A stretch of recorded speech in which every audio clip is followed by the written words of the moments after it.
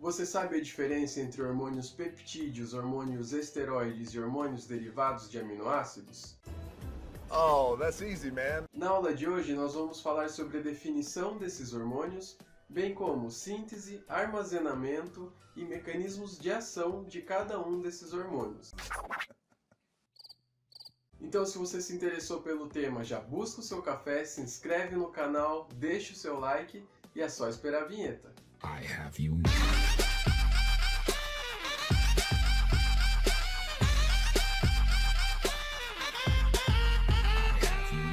Os hormônios podem ser divididos de várias maneiras, de acordo com a sua origem, seu controle de liberação e a sua capacidade de se ligar a determinados receptores na membrana celular. A divisão que usaremos na aula de hoje é a mais utilizada na literatura e ela se dá de acordo com a classe química.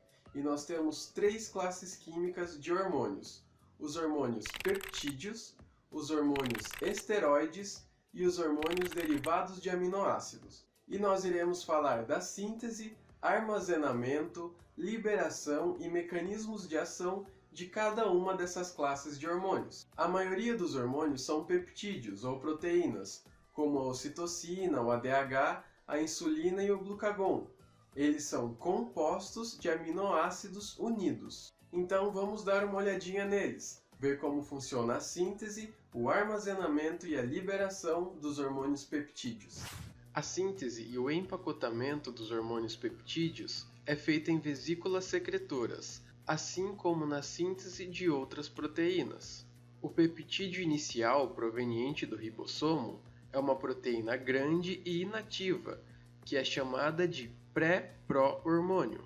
O pré-pro-hormônio contém cópias de um hormônio peptídeo, uma sequência sinal, que direciona a proteína ao lúmen do retículo endoplasmático rugoso. À medida que o pré-pro-hormônio inativo se move através do retículo endoplasmático e do aparelho de Golgi, a sequência sinal é removida, gerando uma molécula menor ainda inativa, chamada de pró-hormônio. No aparelho de Golgi, o pró-hormônio é empacotado em vesículas secretoras junto com enzimas proteolíticas, que clivam o pró-hormônio em hormônio ativo e outros fragmentos. Esse processo é denominado modificação pós-traducional. As vesículas contendo os peptídeos são armazenadas no citoplasma da célula até que a célula receba um sinal para que ocorra a secreção. Nesse momento, as vesículas se movem para a membrana celular e liberam o seu conteúdo. Esse negócio de pré-pro-hormônio virar pró-hormônio para só depois virar hormônio ficou complicado? Então, vamos dar uma olhadinha com mais calma. Os hormônios peptídeos sempre são produzidos a partir de pré-pro-hormônios grandes e inativos, que possuem uma sequência sinal, cópias do hormônio e fragmentos adicionais. Aqui no exemplo A, nós vemos um pré-pro-hormônio chamado hormônio liberador da tireotrofina, que contém múltiplas cópias do hormônio. Outro pré-pro-hormônio interessante é a pró-opiomielanocortina. Este pré-pro-hormônio origina 3 peptídeos ativos e um fragmento inativo. Nós temos um caso muito conhecido em que até mesmo o fragmento é clinicamente útil. Por exemplo, a proinsulina é clivada em insulina ativa e em um fragmento inativo, conhecido como peptídeo C. Através de um exame, é possível medir os níveis de peptídeo C no sangue de pessoas diabéticas para monitorar quanta insulina o pâncreas do paciente está produzindo. Os hormônios peptídeos são solúveis em água, então geralmente eles se difundem com facilidade para o meio extracelular, para serem encaminhados para todo o corpo. A meia-vida dos hormônios peptídeos é bastante curta, na faixa de alguns minutos. Então, se a resposta a esse hormônio deve ser mantida, a secreção desse hormônio também deve ser mantida de forma contínua. Nós vimos a síntese, armazenamento, liberação e transporte dos hormônios peptídeos. E agora nós vamos ver o mecanismo de ação celular desses hormônios. Como os hormônios peptídeos são lipofóbicos, eles não conseguem entrar na célula-alvo. Ao invés disso, eles se ligam a receptores que estão na superfície da membrana. O complexo hormônio receptor inicia a resposta celular por meio de um sistema de transdução de sinal. Muitos hormônios peptídeos utilizam o sistema de segundo mensageiro do AMP cíclico. Alguns receptores, como o da insulina, têm atividade tirosina quinase, ou usam outras vias de transdução de sinal. Agora nós vamos falar dos hormônios esteroides. Falar em hormônios esteroides pode nos remeter a anabolizantes, fisiculturistas e muitos músculos. Vem monstro, pode vir comigo, monstro! Brincadeiras à parte, nós veremos que os hormônios esteroides são hormônios normais, assim como os hormônios peptídeos, cada um com a sua função específica.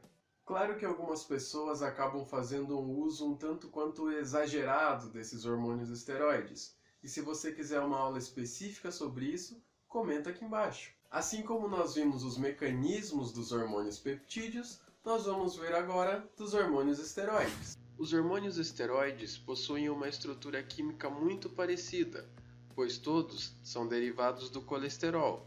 Diferente dos hormônios peptídeos que são produzidos em tecidos distribuídos pelo corpo, os hormônios esteroides são produzidos apenas em alguns órgãos, como no córtex da suprarrenal, as gônadas e, em mulheres grávidas, a placenta. Os hormônios esteroides não são muito solúveis no plasma, e por isso a maioria das moléculas de hormônio esteroide que está no sangue está ligada a moléculas de proteínas carreadoras, como globulina ou albumina. O complexo carreador esteroide permanece fora da célula porque as proteínas carreadoras são lipofóbicas, ou seja, elas não podem se difundir através da membrana. Apenas as moléculas do hormônio que não estão ligadas a proteínas carreadoras podem se difundir para dentro da célula-alvo. E à medida que o hormônio não ligado sai do plasma e entra na célula, os carreadores liberam mais hormônio para que a razão hormônio não ligado, hormônio ligado permaneça constante. Ou seja, à medida que o hormônio não ligado deixa o sangue e entra na célula, mais carreadores liberam seus esteroides, de modo que sempre há uma certa quantidade de hormônio não ligado no sangue pronto para entrar em uma célula. Os receptores de hormônios esteroides mais estudados são os encontrados dentro da célula, tanto no citoplasma quanto no núcleo. O complexo hormônio receptor, então, chega no núcleo, onde age como um fator de transcrição, onde ele se liga ao DNA e ativa ou reprime um ou mais genes. E os genes ativados geram um novo RNA mensageiro que determina a síntese de novas proteínas.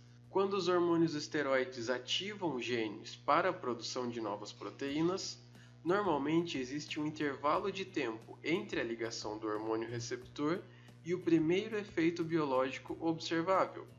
Esse intervalo pode ser de até 90 minutos. Consequentemente, os hormônios esteroides não medeiam vias reflexas que requerem respostas mais rápidas. Alguns hormônios são derivados de um único aminoácido.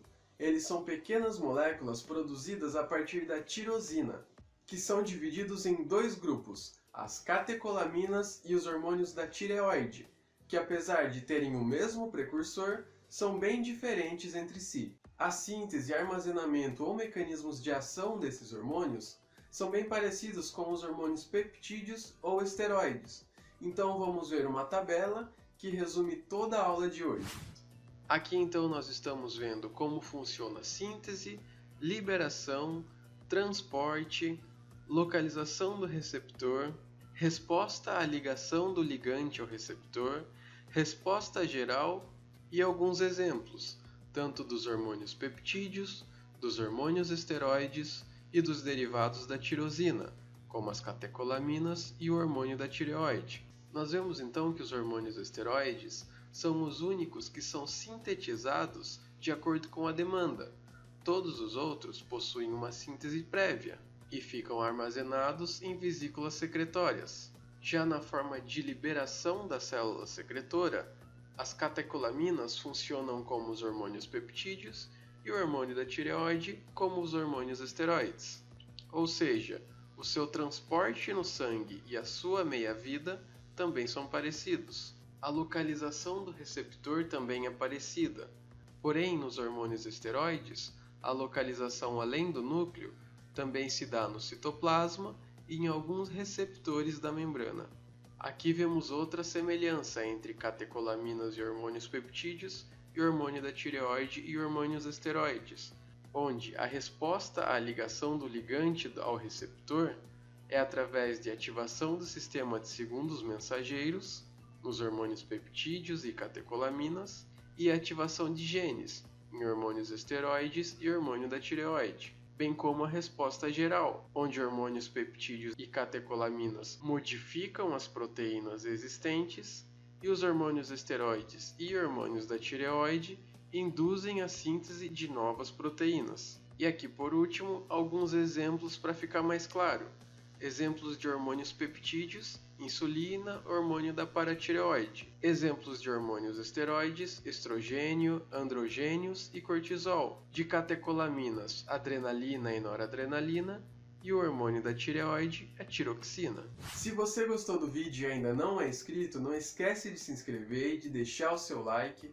Compartilhe esse vídeo com seus amigos da faculdade, com alguém que esteja precisando estudar hormônios. E comente aqui no vídeo temas que você gostaria de ver nas próximas aulas. Eu agradeço sua companhia e te vejo na próxima. Até mais!